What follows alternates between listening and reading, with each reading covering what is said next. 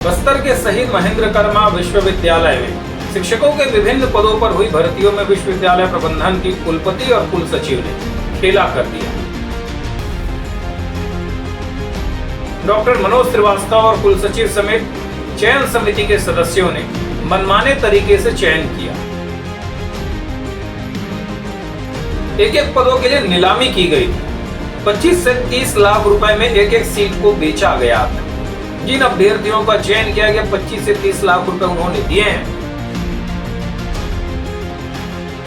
जांच समिति ने तो यह भी अनुशंसा की है कि जिन लोगों का चयन किया गया वो अयोग्य है और उनको हटाया जाए।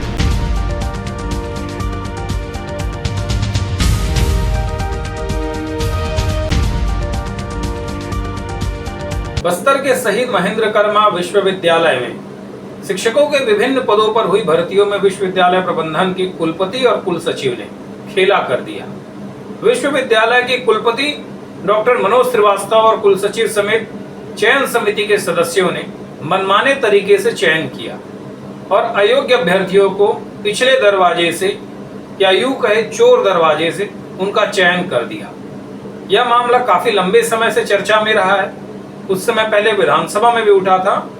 अब जब इसकी जांच रिपोर्ट आ गई है, जांच रिपोर्ट में यह पुष्टि हो गई है कि विश्वविद्यालय के कुलपति मनोज श्रीवास्तव ने नियमों का उल्लंघन करके मनमाने तरीके से अभ्यर्थियों का चयन किया है, अयोग्य अभ्यर्थियों को लाभ पहुंचाया है और योग्य अभ्यर्थियों का हक मारा है। मनोज श्रीवास्तव शहीद महेंद्र कर्मा विश्वविद्यालय में जब से कुलपति बने हैं तब से अनेक विवादों को लेकर वो चर्चा में रहे हैं। ये पहली बार वो चर्चा में नहीं आए। इसके पहले अनेक प्रकरण भी रहे जिनको लेकर हमेशा स्थानीय अखबारों में सुर्खियां बटोरते रहे। हालिया जो मामला है, इस मामले की चर्चा इसलिए हो रही क्योंकि विश्वविद्यालय में जिम्मेदार professor, associate professor, assistant professor जैसे महत्वपूर्ण पदों में भर्तियां हो रही।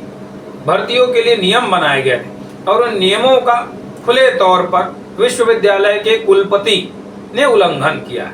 उन्होंने उच्च शिक्षा विभाग के नियमों और यूजीसी के मापदंडों को दरकिनार करते हुए अपने परिचितों को लाभ पहुंचाया है।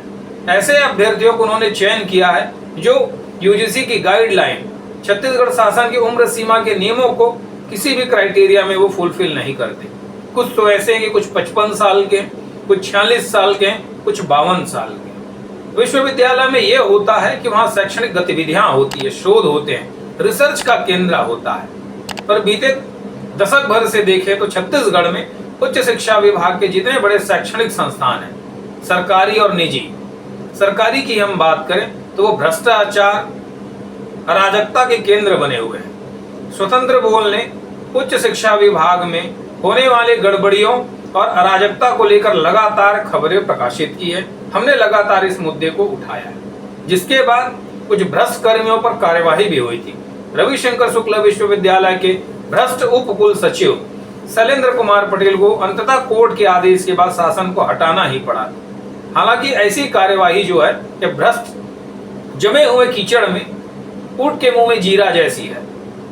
उच्च शिक्षा विभाग को वास्तविक में सुधार की जरूरत है। हम बात कर रहे थे शहीद महेंद्र कर्मा विश्वविद्यालय। शहीद महेंद्र कर्मा विश्वविद्यालय में 59 पदों में साल 2023 में विज्ञापन जारी किया गया। विज्ञापन में अनेक नियम बनाए गए थे और उन नियमों का किसी भी तरीके से पालन नहीं किया गया।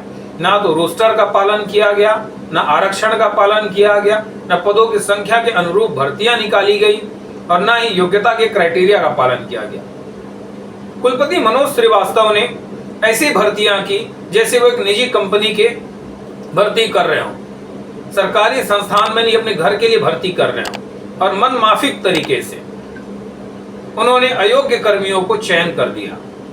अगर उनकी शिकायतों को हम देखें तो शिकायतों की फहरिस्त बहुत लंबी है। सबसे बड़ी बात यह है कि वही शहीद महेंद्र कर्मा विश्वविद्यालय जहां कार्य परिषद सदस्य के तौर पर प्रदेश बीजेपी अध्यक्ष किरण देवसी समेत बीजेपी के आधा दर्जन से अधिक विधायक हैं। समझिए, कुलपति ने उन सबको गुमराह करके भ्रामक जानकारी देकर अयोग्य लोगों को पिछले दरवाजे से नियुक्त कर दिया और तुरंत ही 24 घंटे के भीतर सबको नियुक्ति आदेश भी दे दिया। यही पे एक सवाल उठता है, आखिर हड़बड़ी किस बात की थी? जब सब कुछ सही हो रहा था तो ऐसी हड़बड़ी क्यों थी कि उन्होंने तुरंत तत्काल सबको नियुक्ति आदेश दे दिया और सबकी ज्वाइनिंग भी हो गई। आमतौर पर ऐसा नहीं होता। नियुक्ति आदेश जारी करने की ईमेल से भेजा जाता है, बाई पोस्ट से भेजा जाता है, फिर संबंधित व्यक्ति ज्वाइन कर, पर यहाँ सब तुरंत तत्काल हुआ है। जिन लोगों का चयन किया गया है सब अयोग्य बताए जाते हैं। 59 पदों में 19 पदों में चयन हो चुका है, 40 पदों पे अभी शेष है नियुक्ति। अभ्यर्थी मुख्यमंत्री से लेकर विधानसभा अध्यक्ष तक और सारे नेता अभिनेताओं के चौखट पे जाकर इस बात को रखा।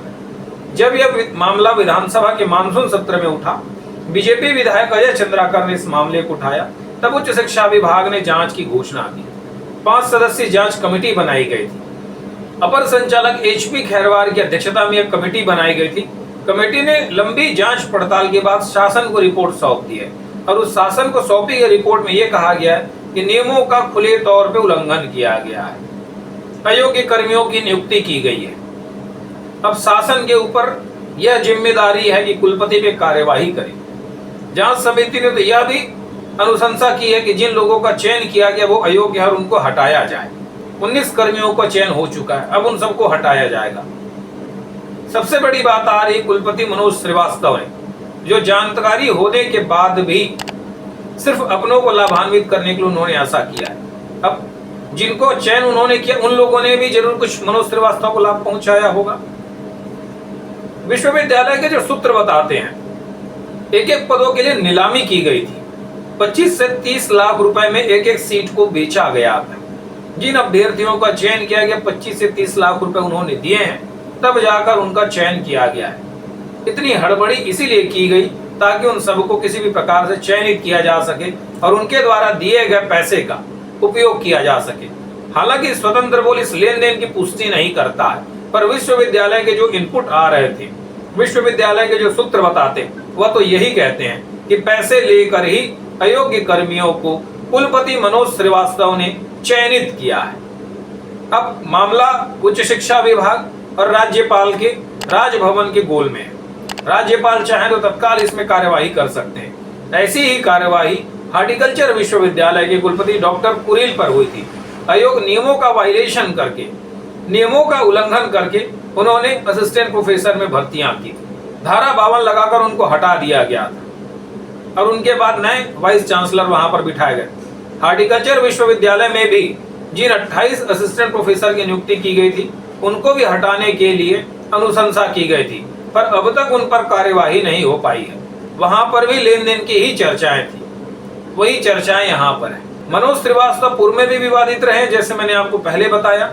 आगरा विश्वविद्यालय से वो आए हैं और छत्तीसगढ़ में आगरा विश्वविद्यालय के अधिकांश प्रोफेसर कुलपति बनकर आ रहे हैं और यूपी और बिहार के जो अयोग्य कैंडिडेट्स हैं उनको यहाँ पर संरक्षण दे रहे हैं, उनका चयन कह रहे हैं। क्या यह कह सकते हैं कि यूपी बिहार के जो कर्मी अयोग्य कर्मी हैं, जिनको यूपी और बिहार में नौकरियां नहीं मिल रही, वहां की सरकार उनको नौकरियां नहीं दे रही, उनके लिए छत्तीसगढ़ शासन का उच्च शिक्षा विभाग पनाहगार बना हुआ है। उन सबको यहाँ पर उपकृत किया जा रहा है।